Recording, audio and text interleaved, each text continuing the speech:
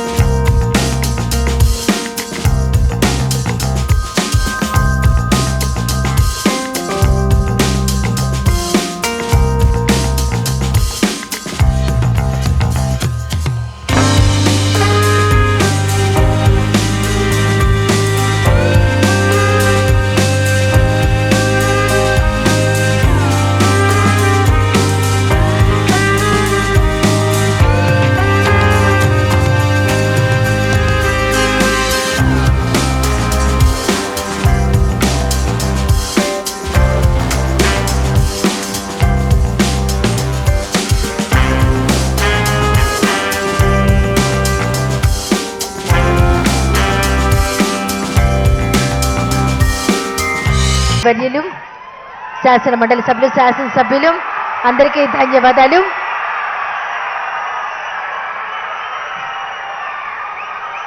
స్వాగతోపన్యాసం రాష్ట్ర ప్రజలందరికీ అభివాదం చేస్తూ ఉన్నారు. రాష్ట్ర ముఖ్యమంత్రి వర్యులు స్వాగతోపన్యాసం చేయవలసిందిగా కృష్ణా జిల్లా collector Shri P Rajababu IAS గారిని కోరుతున్నాం.